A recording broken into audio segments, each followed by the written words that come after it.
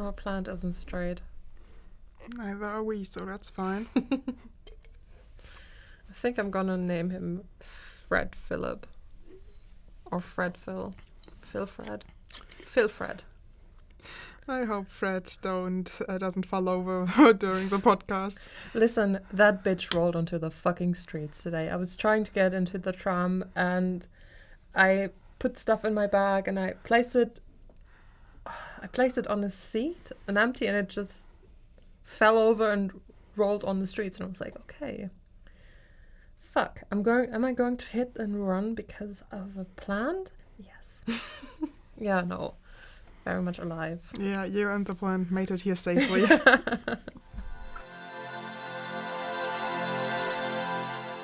Ever wondered what will happen if a semi-stable scientist, a lab explosion away from being a supervillain, teams up? With a caffeine-addicted screenwriter ready to fight the system.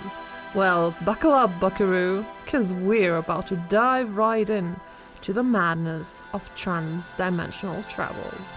Take a seat in the front row as we take beloved movies from this dimension and pitch it with a completely different genre, thus creating a whole new classic.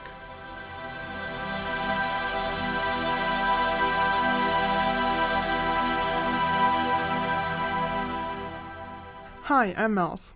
And I'm Professor J.E.L.Lehnsherr, and this is In Another Reality. A transdimensional journey exploring beloved stories in another universe. Imagine mad scientist meets Starbucks screenwriter. So, basically, we take a beloved movie from this dimension and pitch it with a new genre in another one and create a new plot. Exactly, that's what we do here.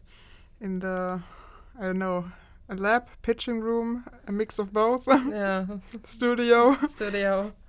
All of that, all of the above. Yeah, it's our evil scientist slayer. Yeah, what is happening at the moment in our lives?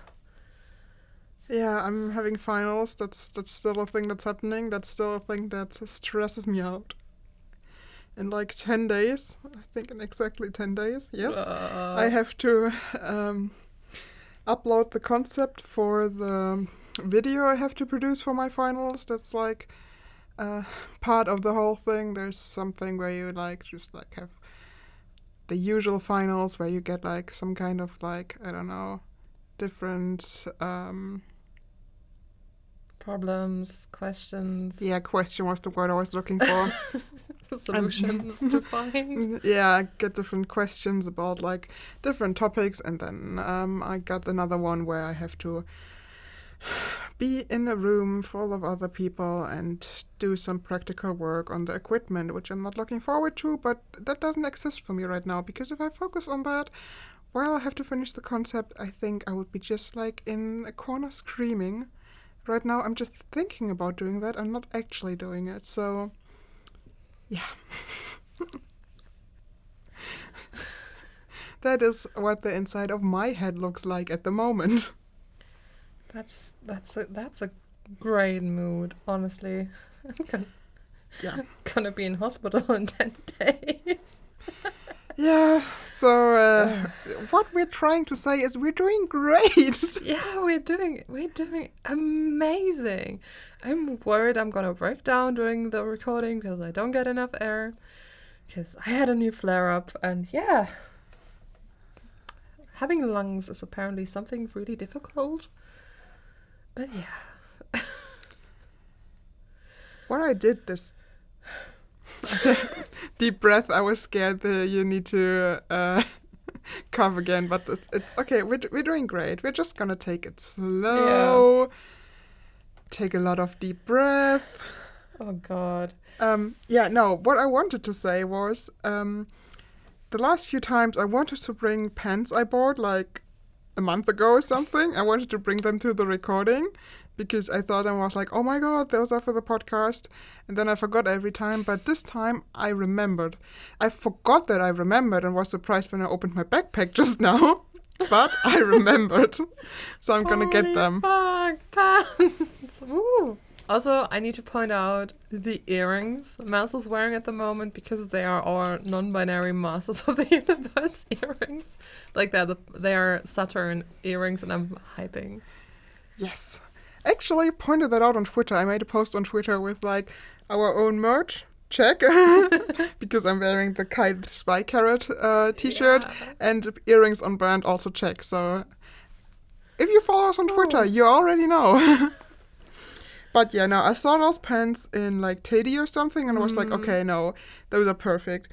First, the one that doesn't have to do as much with the podcast, but just like it's a vibe for yours. It's basically like an Ace Dragon one. Oh my god, it's a fucking Ace Dragon. Oh my god, it's purple, it's silver, it's black, and oh my god, it's epic. It's the most Ace Dragon, and it rides black. Yeah, not sure how good those things are writing, but like they look amazing for sure. They are great for artworks. I love them for artworks. Oh my god, I'm in love. So, and then the other two are like the podcast ones. Unfortunately, they didn't have like a T-Rex. But it is one unicorn for me and like a dinosaur for you, even though it isn't a T-Rex. Oh my god. It kinda is a mutated version. Oh, it's an Allosaurus. Did you know that the T-Rex got its status declined? There are now apparently 3 different races of T-Rex. One is called the T-Rex, the other one is T. regina, and then there's a third one which I did not remember.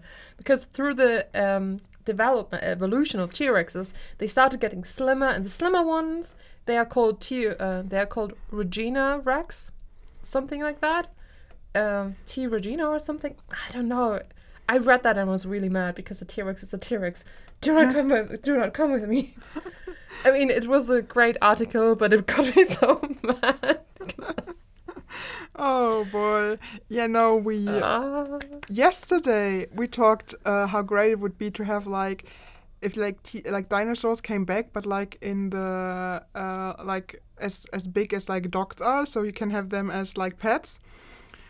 And we talked about that. And then my one coworker who's really, really cynical and stuff pointed out that then there would be overbreeding like with dogs. And that like where if you have like a T-Rex, the arms would be even smaller until they aren't ones, and like the snout is getting so big that like their head can't support it anymore and stuff like that would happen. So yeah, he ruined that for us, but it was a great conversation till then. Excuse me, I would have literally 10 different types of raptors. Like, I would have a tiny velociraptor. I would have like 15 T-Rexes, which beats the point of having 10. Yeah. But okay, I would have a pterodactyl because pterodactyls are amazing, and I would use pterodactyls as like a means of transport. Like, I would have 2 tiny bit bigger pterodactyls, not really mini form, who would just carry like a swing or something, and they would just carry me everywhere. So you're gonna be like a gay dinosaur Santa Claus? Yes. I mean, I'm basically the X-Men, but with raptors. All right, sounds great. Oh, thank you so much. I'm in love with those babies. They are so cute. And you gave me stuff to stim with, which, sorry, editing mouse. Yeah, I'm so glad I finally remembered because, yeah, I bought them a while ago and then always forgot. But here we are. All right. Do you have anything else for like housekeeping? Not right now because I have no idea about the date from the show. Yeah. But that is, yeah, I mean, we can edit it in if we know. Yeah, I mean, there's a poetry slam happening in Stuttgart at some point, and it's about disability and being visible with disabilities. As you might know or might not know, I have Asperger's and general other disabilities. But yeah, not that important. And there's a poetry slam happening for people with disabilities, mental or physical, and they are poetry slamming about stuff. Yeah. And I got... Because Leto wrote something amazing. He is able to perform it there. Yeah. And I'm looking forward to it. It's going to be so amazing. I'm scared. I mean, understandable.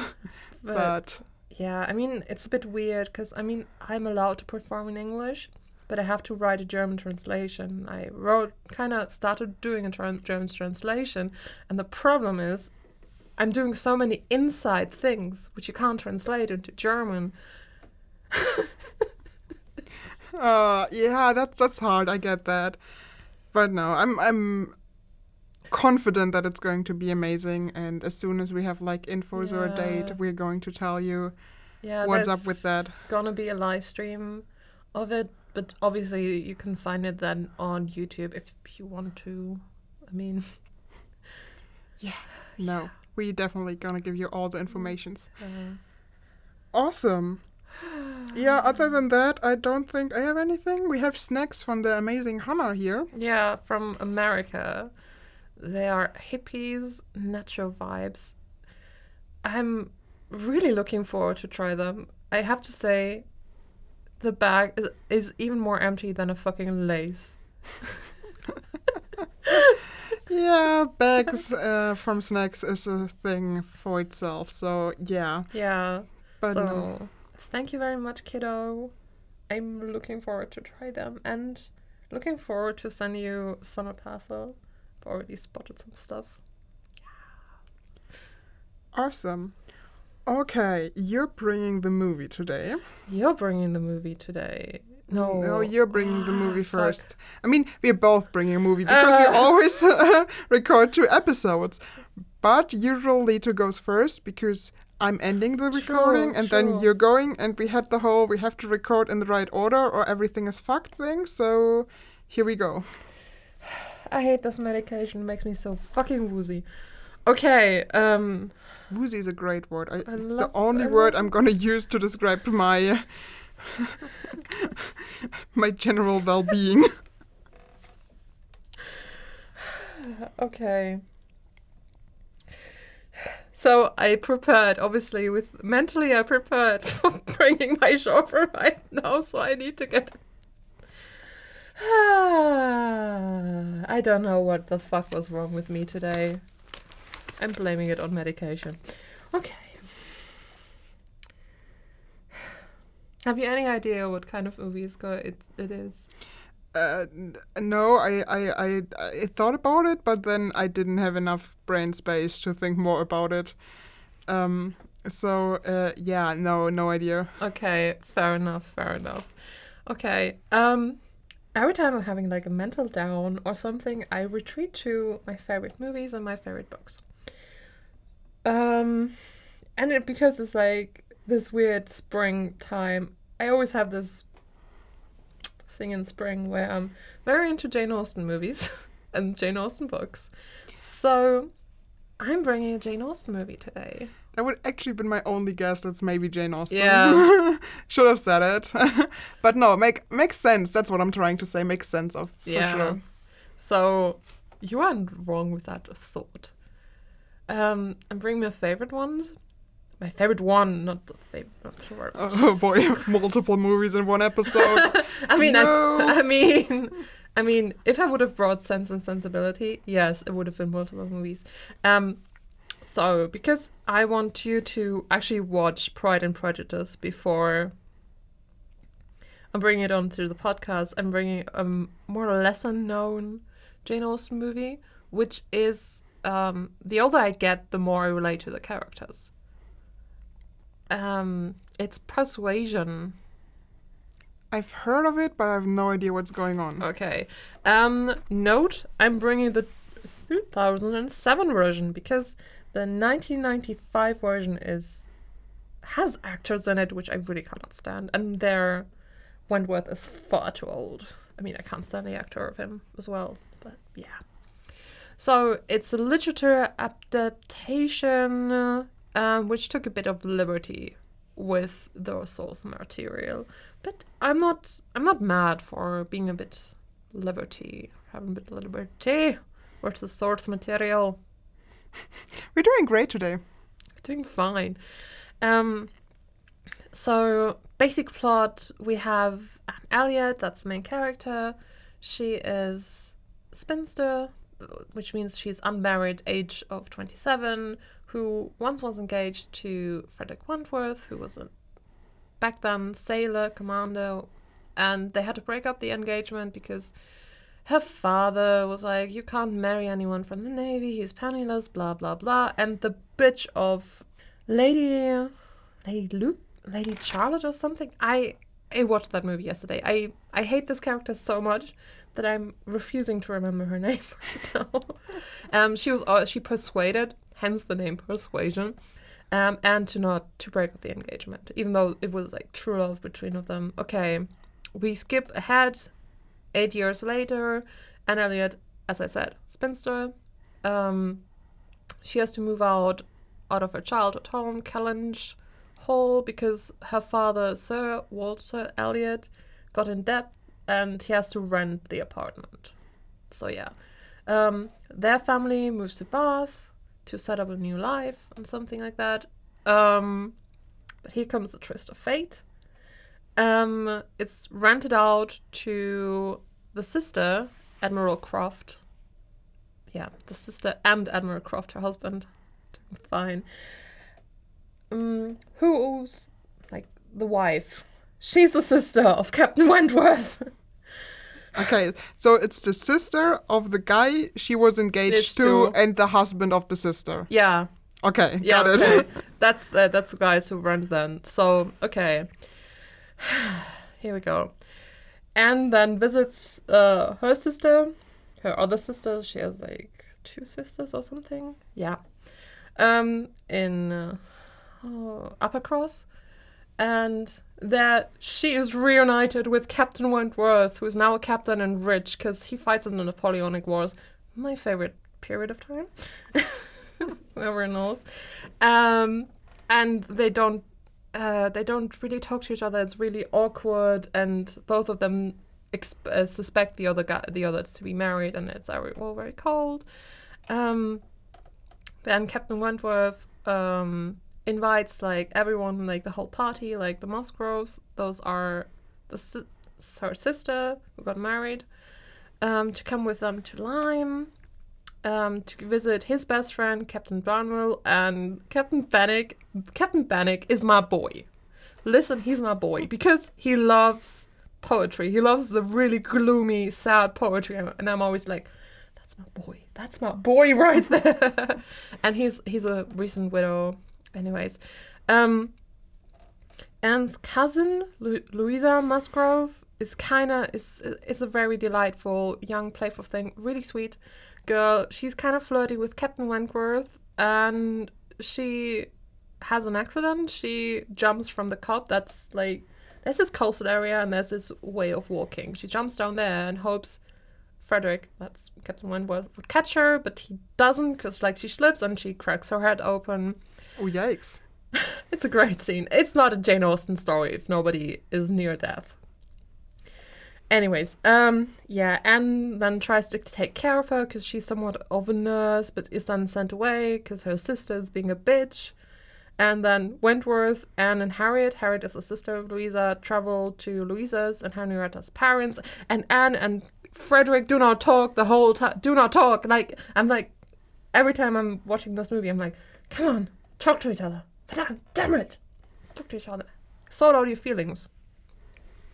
Anyways, they then bid farewell and returns then to Bath to her family, and then she meets her cousin, William Elliot, who's the heir to the fortune of her father, because you can't inherit if you're a woman in that times.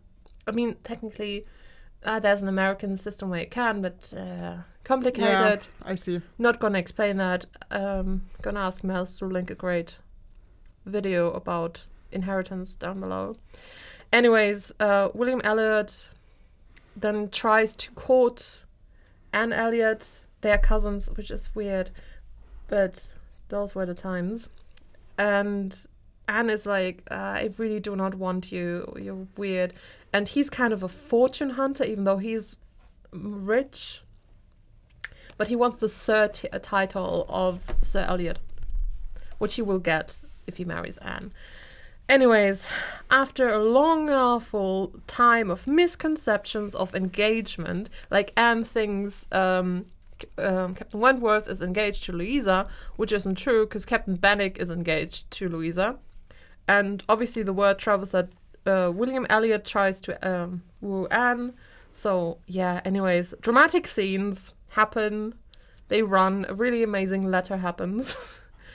And in the end, Anne and Frederick share one of the most awkward kisses in the history of Bath. Listen, this scene is so weird. It's a weird kiss. I mean, that's the only heterosexual couple I'm ever standing. Just FYI, like, I read a lot of Jane Austen and I'm always like, I really can't stand with whom they end up with. I mean, I'm team Darcy and Bingley, and there's a really great book where they are a couple, and Elizabeth and Charlotte Lucas are such great couple material. And then, I mean, Willoughby and Marianne, but they don't end up together, which is a shame. But here we go.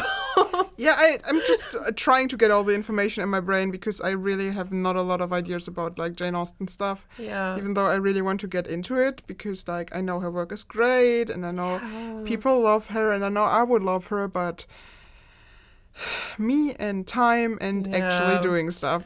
I know. Also, like in this movie, in the end, Captain Wentworth buys Kellenthal, which is a really nice wedding present. But I remember watching this and was like, that did not happen in the book. I mean, a lot of stuff was obviously changed, but I was just like, how dare they? How dare they change that ending? But the other movie ends with Anne Elliot going to sea, and I'm like, yeah. Okay, I think I need to recap that and see if I got that. But yeah, what else is coming? So that's the end. Okay, like the end good. is them getting together. All right. So the too long didn't read would be we have a woman who was engaged to this guy in the Navy, but the father was like, no, he's poor, we don't do that. And then there was this bitch. Also, lady, I think her name is Lady Charlotte. I don't remember. And she got them to break the engagement off. Yeah. And then she was being a bitch as well, like now-ish. All right, and then the father is in debt and lost like his fortune, and they decide to, I guess, rent out the family estate. Yeah. So they're going to move to Bath, and then there, the room they want is occupied by the sister of the guy she was engaged to and her husband. No. The tenants. Oh, the tenants. Like okay, I was confused. The guys who like rent the. I got it. No, okay, I was confused. Yeah. The guys who move into Kellenthal are. Okay, I got it wrong. Okay, no, I got it. The guys who move into the estate are... the sister. Okay, now I got it. Yeah. And then she goes to her, like, not the sister of the guy she was engaged to, but to her sister. Yeah. And there's the guy she was engaged to. Yeah. Who's now a captain and has a fortune. Exactly, because Charles Musgrove and Captain Wentworth, they are also best friends. He has a lot of best friends. Okay, and then there's this other character, the young one who slips and breaks her head open. Yeah. Because she also tries to woo this captain. I mean, she's being really flirty and, oh my god, he's a captain. She's like the, oh shit, you don't know Lydia Bennet. God damn it. It's like the Lydia Bennet of the story, but not as slutty. It's just like, oh my god, officers. Okay, but then she ends up with the other officer. Yeah, he's okay, ends but up with the poetry stand. Okay, but the two, I don't have the names down. What's the main character name? The main characters are Anne Elliot and Frederick Wentworth. So Anne and Frederick. Yeah. Okay, so Anne is not speaking to Frederick the whole time, even though they... I mean, they have awkward conversations. But it's this typical, oh my god. Nobody talks about their feelings. Yeah, okay, I get it. Okay, right. But then in the end, after the cousin of Anne tries to woo her for the title and is kind of creepy, and she's thinking that the other girl, Louisa, was that the name? Yeah, Louisa is engaged to Frederick because, once again, like his sister and her husband are being so cryptic about the engagement, and they mention Frederick's name, and I'm like, Okay, so it's this typical rom-com-y, there is a misunderstanding trope. yeah, wow, that's the first time somebody called Jane Austen a rom-com, but yeah. I mean, I think it's just like a romantic trope, but that's often used in rom-coms. Yeah. This, oh, there is a misunderstanding that could be easily solved when two adults talk to each other, but they don't. Yeah, but there's like nothing funny about it. It's just agitating. Yeah, no. But That's yeah. not what I'm saying. But I'm saying like that's a trope that's in here as well. Yeah. Sad thing is there are so many characters, and I feel like I needed to do a character cheat sheet, but I did not have a printer, and I already forgot all the characters again. Like I have mean, the main characters I have in mind. There are too many sisters in this story. yeah, there are. I also did not mention one sister because she's just annoying and does How not. long is this movie? 2 hours. Okay. I mean, It it's sounded also, like a lot more when you recapped it. That's why I'm asking. I mean, there's a lot of stuff happening in a lot of time, and I was worried because thing is, I thought like, yeah, there's not really much stuff happening, but they change locations a lot of time. Okay, I'm no idea how this is going to go with my genre, so If you have the same genre as I'm going to bring later, I'm gonna flip tables because I have this inkling that it's. you have this inkling. Yeah, I'm terrified. Uh, I mean, this time I'm demanding blood though. I want Lady Charlotte's head. oh, like I don't care if we have to bring in the French Revolution, but that bitch is going to be dead. Okay. Okay, I was thinking, okay, what genre am I going for? And I was thinking, and I was like, okay, but what the fuck, most genres we had? And then I was like, yeah, but it's not a problem if we already had a genre. That's what's going to happen anyways, right? Oh no, Leisha is terrified. Okay, that I'm glad because that does not sound like, oh, it's a genre we already had, we can reuse it. I thought like, that can't be my genre. Okay, continue. Right. So I thought I'm gonna do a throwback to episode 1 and brought a heist as genre again. Oh! Because I thought, I don't know, periods drama mixed with heist sounds fun because you don't have the high-tech stuff, basically. Last time we put it into modern time and had high-tech stuff again, but I think this time we could try to do a heist without modern stuff, which sounds like a lot of fun. Quick reminder, if you haven't listened to our first episode where we turn Master and Commander into a heist movie, it is basically this typical thing like Ocean's 11 is like the example that a lot of people know. Is a group of people who steal something, but like with a complicated plan and in like some kind of brilliant way. Each member of the group has like a speciality, which helps with the heist. You're usually rooting for the thieves in this kind of movie.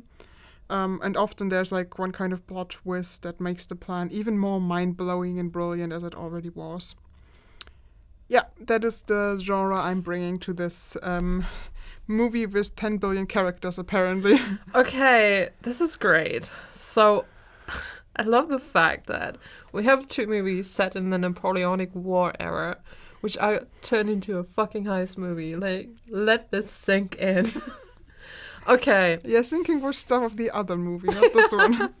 Well, I mean, TBH, I first thought we could do like a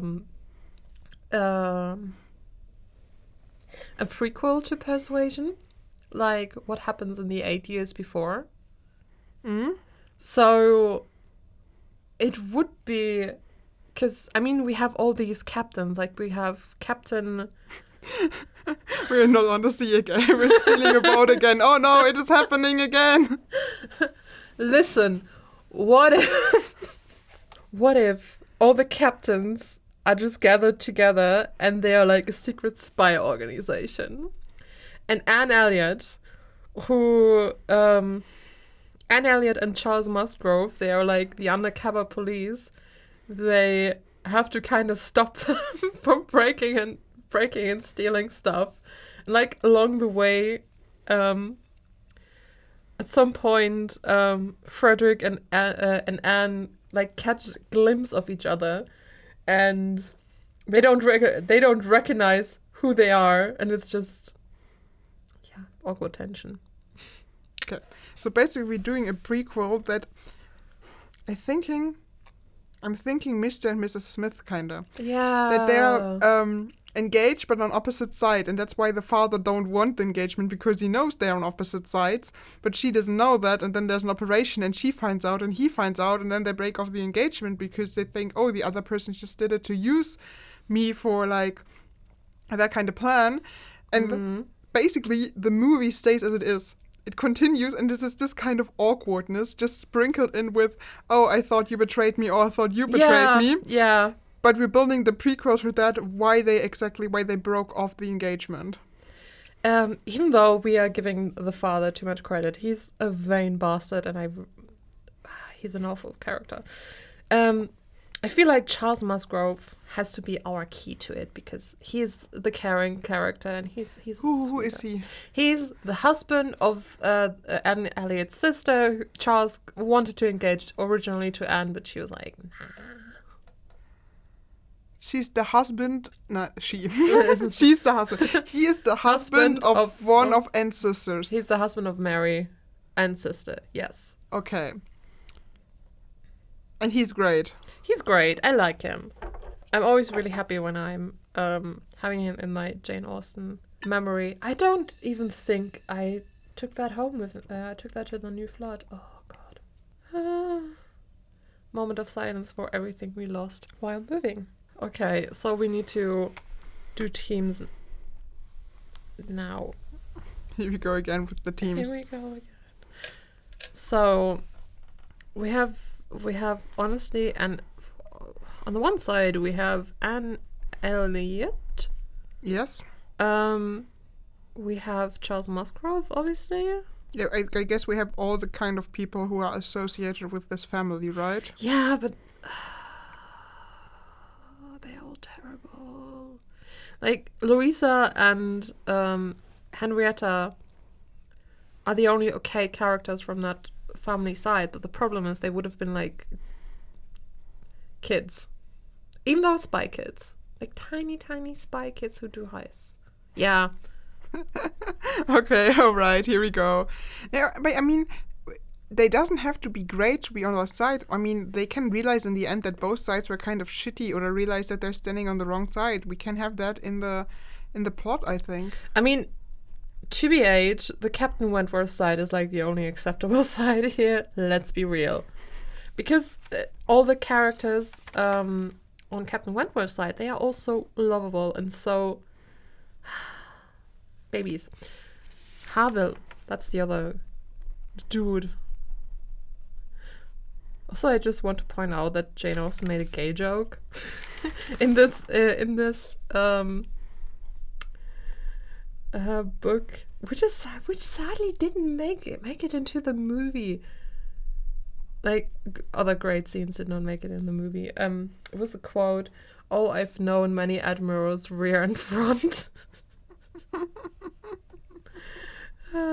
Nice. If you get it, you are great.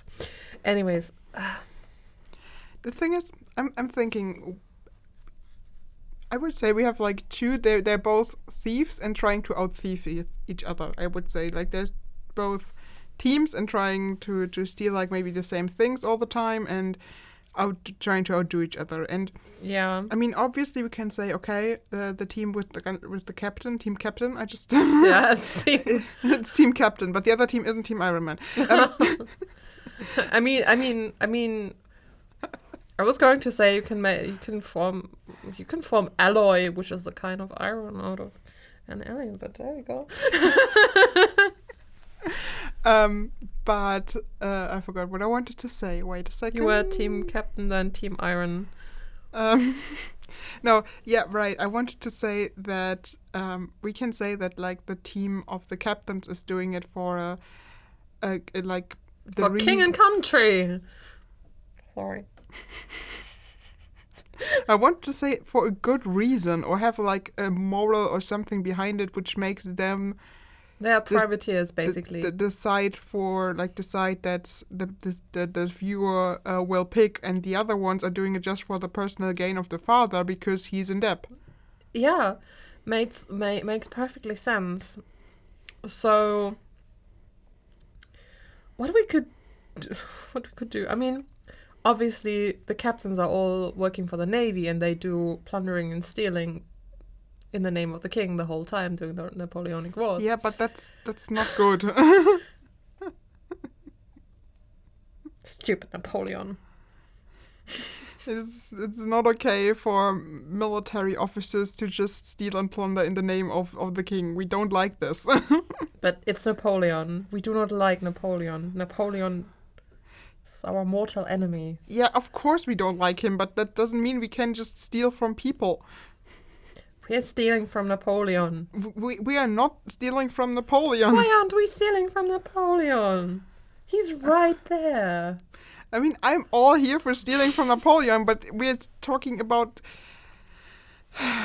We are talking about the Napoleonic Wars. There's a war going on. If you take a ship as your prize, then it's your ship. But we're not talking about ships. We're talking about stealing and plundering just like regular people. Oh, damn it. That's why I was like, that's not okay. That if you steal the ships from the enemies, that's fine. Do that. Oh, I was thinking about stealing ships. Oh, okay, we can steal ships as well. We can steal a ship again. Even though, what if they break... What if they break in, like, museums? That was my idea. And return things to the country? What if we have thieves that don't steal stuff but return stuff? Yeah. And the other thieves trying to steal the stuff they return. Yeah, exactly. So my thought was basically our Anne Elliot crew are the Robin Hood team of this. No, but they're not. The father just wants the money. Shit. But it would have been I think the captains are the Robin Hood team, and the good guys of this other team who are just corrupt by the father, go to the other team in the end. I mean, what makes... Oh, wow, Charles Musgrove has become the bipolar bitch of this because he's playing both sides. Great. Because, like, he's best friend with Captain Wentworth. So, hilarious part of team captain basically then works for the government, but sneaks their way... It's just like, I'm working for the system, but we fuck the system. Yeah, exactly. Like, they're officially employed by the Royal Navy, but steal stuff to return it to the country of origins. Exactly, and the crew of the Team Iron Man that isn't Team Iron Man, they try to steal stuff, and maybe the father tricks them into like, yeah, if I get the money, then I can do good for other people and stuff like that. But in reality, he just wants the money because he's in debt and he's greedy. Mm. That would be my idea. And then outside of this, we still have just like the romance, and they don't know that they're like on these opposite teams basically. Mm. And they fall in love and get engaged, and like everyone is hating that this is happening because they know about like that they're basically trying to steal the stuff those guys trying to return. Mm. Or maybe even like, you know, witch dudes just like get stuff from other countries because they think it's their right to do so. Like maybe they're also just doing that, and then they steal it from them, and then they try to steal it back. It is one fucking Fabergé act, and it's just trading hands, like... Yeah, like nothing. Like, basically, they're just trying to steal the stuff from each other all the time. And they don't know that this, like, she doesn't know that the guy she's engaged to is, like, on the opposite team, and this guy doesn't know either, and then they find out, and then they're falling out because they find out. Yeah. Maybe they find out because of this lady, Charlotte, or what's her name? Like, that she tricks them that they find out that they're on opposite teams. Because she was scared if they continue today that they eventually will talk about what they're doing, and that Anne finds out that she's not doing this for good, but actually just for greed, and then leaves the family. So to prevent that from happening, Charlotte decides to set them up so they find out the identity of the other person and they break it off. Amazing. Off with her head. She is the only one who gets caught and executed as a traitor. Case closed. We can go home. I mean, we can just and like we're doing kind of the prequel, but like we're still sprinkling the stuff that happened like in the actual movie. So, I mean, we can end the movie with like the thing they were hunting the whole time and stuff like that, giving her the fault for the disappearance of it, and then she's getting thrown in jail or beheaded for traitorous behavior. Yeah. Because then they're thinking she stole this prized good or the fortune to give it back to the country, and but it wasn't her. It was like the team cap. We're now with the sisters and stuff. Yeah. Amazing. And I just would love to have Charles Musgrove knowing both sides and just being quiet the whole time because he's just vibing. He's just like in the corner eating popcorn. Yeah. like he's the silent one. He's the silent resident genius every heist movie needs. Like he's like, yeah, I'm gonna sit back and just I know it's time. Yeah, I know shit's up, but yeah. Let's see how long these two idiots needs to find out what actually going on. Yeah. I won't interfere. I just see how it plays out. Yeah. And then maybe when they fall apart, he's like, shit, I should have interfered. And he's just like getting out. He's getting out of his chair, placing down his newspaper, smacking the newspaper, and just disappears, and you don't see him for years. And at some point he's coming back and he's like, I told you so. I fucking told you so. Yeah. Henrietta and Louisa, they are our kiddos. They are going to be the greatest con artists ever. Because they can be like innocent little girls and distracting as fuck. And they steal more stuff than anyone else. Yeah, I can see that for sure. Like, they have... Their petticoat is really heavy because they just smuggle so much jewelry out of there, and it's just like, oh, you've gained weight, and then she's like, hold on, pocket watch, jewelry, really expensive stuff, like tiny kid, and you're wondering how the hell does she manage to do this? And then there's her sister carrying some kind of clock underneath her skirt. I was like, and I got this, and they were like, wow. Yeah, no, I see that. I like that a lot. And I mean, they're going to grow up and still be good at it, and then they're going to do it for the right side. So, yeah. That is good to know. I'm I don't know. And like, you're doing a drawing. I'm doing a drawing because I need to visualize how the dresses look, because I'm not sure if you've ever seen Regency fashion. Probably I've seen Regency fashion, but not like Regency female fashion. No, I'm having a little bit of an idea how it looks like. Yeah, I mean, so do you have also a bonnet? You can hide stuff underneath a bonnet. I love bonnets. I don't wear them, but I love them. They're so pretty. And I'm really into historical dressing, and I mainly make gentlemen's dresses. That's like a typical Regency dress without a Spencer, obviously, but you know. Yeah. Yeah. That's a Regency dress, so it's none of your Marie Antoinette dresses where you could actually hide stuff underneath. But they still managed to do it. Yeah. Just imagining tiny Henrietta with like a grandfather clock underneath her skirt. Great. Yeah. So they're stealing the stuff for no, what I wanted to ask, how do we bring, I mean, the weird cousin who tries to persuade, and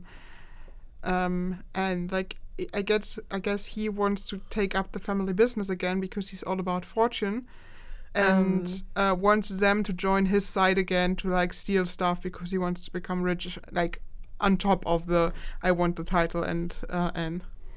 Thing is, I'm not turning this drawing into a Allosaurus. No. As a dinosaur wearing a Regency dress now? Yes, there is. Am I sorry? No. William Elliot and Sir Walter Elliot, they don't talk to each other. They hate each other. They fell out in this time at some point. So maybe they fell out because they couldn't decide how to split the things they stole. Yes. But it still makes sense that he wants to get the family business going again with the old crew because they were so good. Mm-hmm. But at this point, Anne knows more, and even though she still isn't Team Cap because they still haven't resolved all the issues. And meanwhile, the Napoleonic Wars towards the end get so hardcore that they all are drafted. Yeah. But she's like, no way I'm getting into this shit again. I've learned my lesson last time. So basically it isn't one big heist, but like smaller heists with like con artists. Yeah. And maybe there is this one big heist of this one thing this family owns and refused to give back. Maybe we're actually fucking robbing Napoleon. We could rob Napoleon's brother, who happens to be resident in Bath at some point because he wants to take the waters. We are robbing Napoleon's brother. Sure, we can do that. Maz is so done right now. Like, absolutely done. Like, what has this anything to do with the story? But sure, we can do it. Like, that's the grand heist at the end before all hell breaks loose. Gentlefolks, there is now a raptor in a Regency dress. Holding tea. Why? We do not know. I'm in between calling the Anne Elliot Team Bonnet. Because it would make sense, but Team Iron sounds more fancy. Or Team Iron Bonnets. Iron Bonnets? I can see that. Probably the dad was like, you have a guy in there. You can't be called Team Bonnets. Because that wouldn't be right. And then Charles was like, throw in iron. And then they were like, okay, we are the Iron Bonnets. And then they just looked at each other and were like, sounds kind of weird, but honestly, I dig that. Okay, we have those two teams. The ones are stealing for good and trying to return stuff. The others steal for gain. They cross paths because maybe they stole something they wanted to return. Mm-hmm. So they're trying to steal that from them. We have like a really big heist that both parties try to do, which is the heist of Napoleon's brother. Mm-hmm. Maybe that's originally where they got the Fabergé egg from. And then that's the egg that's all about that they steal from each other the whole time. Yeah, like there was this one big heist which builds up and everyone's like, ooh, excited about, but it was like a kind of a con because obviously that's not the big heist. It's just made up to be the big heist, but it happens like in the first half an hour of the movie. And then it's all about, oh yeah, who's got the egg now? And yeah. Meanwhile, there are like tiny heists happening around where we have our brilliant kiddos doing the most insane shit. Business as usual. And yeah. And then Charlotte sets them up that they found out that they are on the opposite teams. Maybe even like with the egg, that the egg is in the scene that they found out, and it's all very dramatic and they break up. I mean, the stuff like they getting to know each other and get together and get engaged, it's sprinkled in there. It's just normal stuff. But then they break off, and maybe that the breaking off of that has like Anne so upset that she's like, yeah, no, I'm no longer stealing. And the captain's also like, yeah, no, we're done. And then years later, when they cross paths again, all the mysteries gets like unraveled, and they find out what actually happened, and she finds out that she didn't steal for like good, and then the cousin tries to get the family business going again, but like she and her sisters now know what's up and don't do that shit anymore, and then in the end they talk it out and they get together again. Yeah. Awesome. That sounds like a great movie. That sounds like an amazing movie. And you know, guys, what we didn't do? We didn't take a heterosexual couple and turn them into siblings. Yeah. Just wait for it. Next episode. It's gonna happen again. Okay, then we see you at the pitch meeting. Yes. Hello, ladies, gentlemen, and non-binary masters of the universe. This is the pitch meeting to an amazing movie. And yeah, Lito, take it away. Well, hello there. Welcome to the pitch meeting of Persuasion and Prosecution. Not prostitution. Not prostitution. Whew, I really wanted to say that, but then I started laughing too hard, yeah? Yeah. Wonderful title. Wonderful work in progress title. Mouth came up, but here we go. Regency era Britain. A time of romance and war. Two lovers on opposite sides of the law meet and fall apart. Two gangs of thieves stealing more than just art. A tale of betrayal, of hope, and lover's distress. A long-lost prequel to Jane Austen's last masterpiece, Persuasion. Doesn't that sound just amazing? And I'm always amazed how you turn our stupid little rambling in poetic-sounding summaries of something. I made it rhyme today.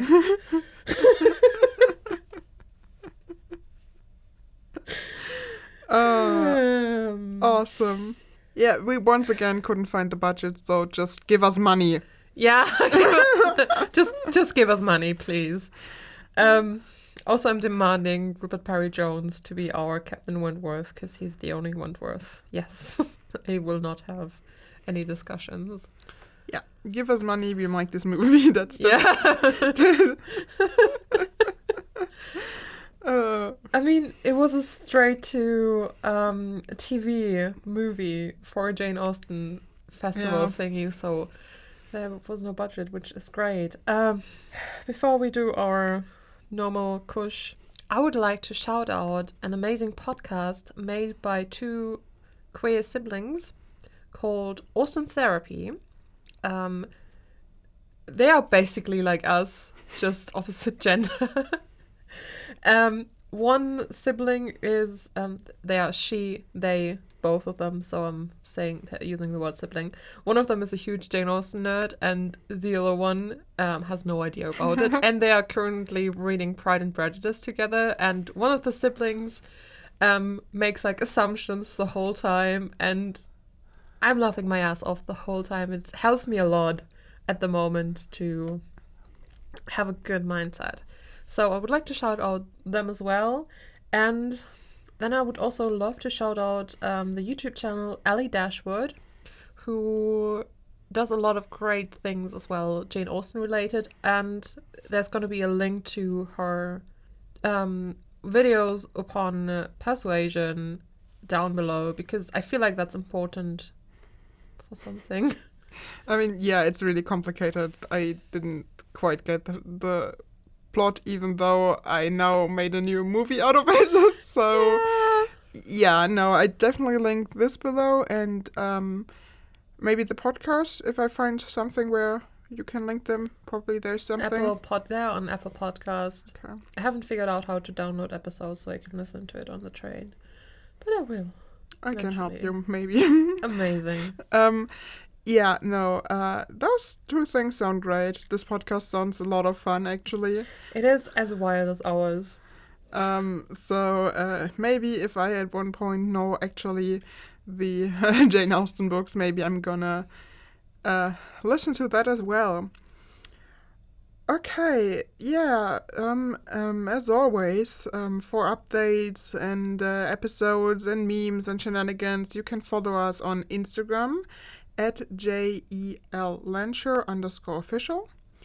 On YouTube, just search for J.E.L.Lehnsherr. Last time I said this one wrong. I said it right on Instagram and that wrong on YouTube, but you know, it's all linked below. Yeah. We also have a Tumblr we are gonna start posting now, hopefully, eventually. If this episode is out, we have started posting on there. Hopefully.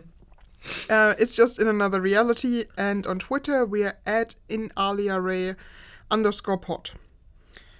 And we spoke at the beginning a bit about the amazing poetry Lito does. Don't shake your head, it's right.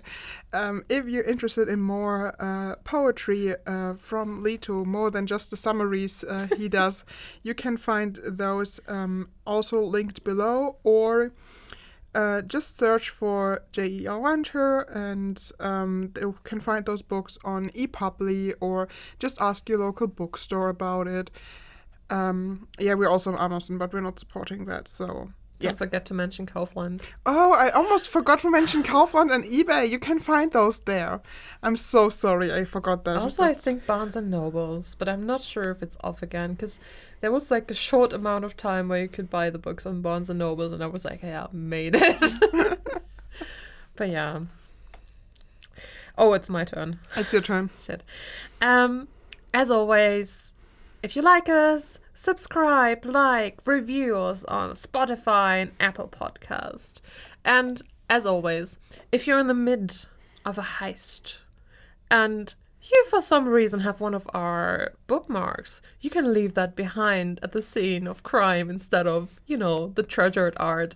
So, leave a nice note and say, hey, we got your Fabergé egg, but here's an amazing podcast you need to listen to. And, the police or whoever investigates a crime will be like, oh yeah, that's great. Those thieves are really people of culture. Have great taste. And then they're going to be so distracted by the podcast that they're no longer trying to find out who did it. Yeah. So, win-win situation here.